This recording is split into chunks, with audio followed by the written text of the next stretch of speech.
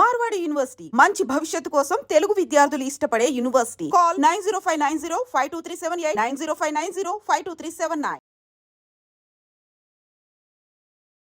సమీపంగా వీళ్ళు గన్ ఎక్కిపెట్టి విచక్షణారహితంగా కాల్ చేసిండ్రు.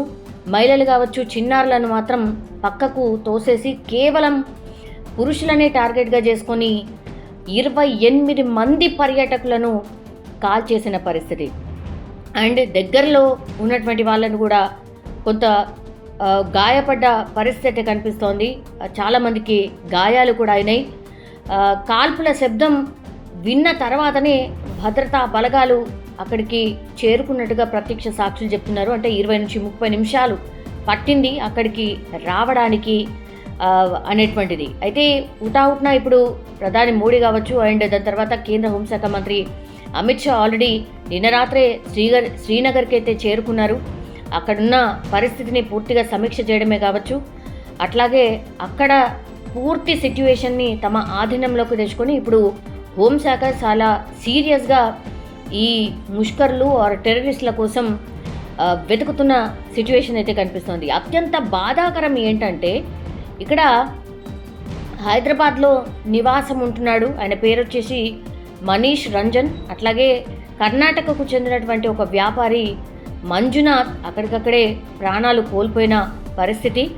అండ్ మామూలుగా అయితే ఈ పర్వత ప్రాంతం కాబట్టి ఈ బైసరన్ ప్రాంతానికి ఐదర్ మనం కాలినడకన వెళ్ళాలి, లేదంటే గుర్రాలపై మాత్రమే వెళ్ళాలి అన్నమాట. సో ఖచ్చితంగా టూరిస్టులు మాత్రమే ఉంటారు, అక్కడ భద్రత ఏమాత్రం ఉండదు అని రెక్కీ నిర్వహించి టార్గెట్గానే ఈ ముష్కరులు ఆర్ టెర్రరిస్టులు దాడి చేసినగా స్పష్టంగా అర్థమవుతోంది. సో చాలామంది అయితే ఈ గాయపడ్డ వాళ్ళు కావచ్చు, లేదంటే కొన ఊపిరితో ఉన్న వాళ్ళు కావచ్చు, ఘోరమైన సిచ్యువేషన్లో ఉన్నాళ్ళు వాళ్ళని కావచ్చు, పూర్తిగా ఓన్లీ గుర్రాల మీద వాళ్ళని కిందికి తరలించిన పరిస్థితి అయితే కనిపిస్తోంది. సో దారుణమైన సిచ్యువేషన్లో పాపం ఈ టూరిస్టులు ఎవరైతే ఎంజాయ్ చేయడానికి వచ్చారో సమ్మర్, సో జనరల్లీ అయితే చల్లగా ఉన్నటువంటి ప్రాంతాలకు వెళ్ళడానికి టూరిస్టులు ఇష్టపడుతూ ఉంటారు. దట్టు జమ్మూ కాశ్మీర్ చాలా ఆహ్లాదకరంగా ఉంటుంది. సమ్మర్ దట్టు చల్లగా ఉంటుంది, అట్లాగే మంచిగా ఎంజాయ్ చేయొచ్చు అని ఫ్యామిలీస్తోనే చాలామంది వెళ్తూ ఉంటారు. కొత్తగా మ్యారేజ్ అయిన వాళ్ళు వెళ్తూ ఉంటారు. అట్లా చాలామంది మీద ఈ టెర్రరిస్టులు పాయింట్ బ్లాంక్లో కనిపెట్టి కాల్చినటువంటి సిచ్యువేషన్ అయితే కనిపిస్తోంది.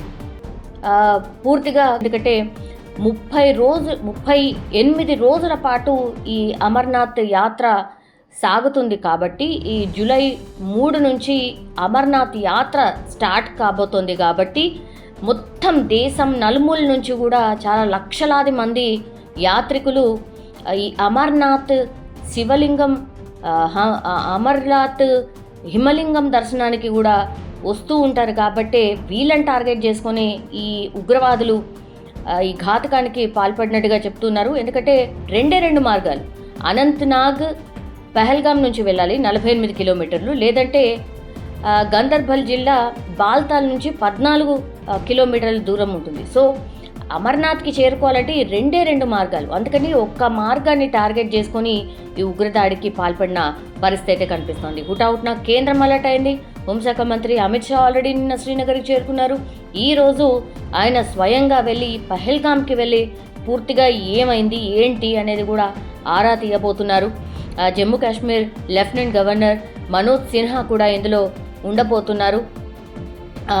ఉగ్రవాదుల ఈ చర్య ఏదైతే ఉంటుందో పూర్తిగా అన్ని దేశాల వాళ్ళు ఖండిస్తున్న సిచ్యువేషన్ అయితే కనిపిస్తోంది. ఎందుకంటే ఆల్రెడీ భారత పర్యటనలో ఉన్నారు ఉపాధ్యక్షుడు జేడీ వాన్స్.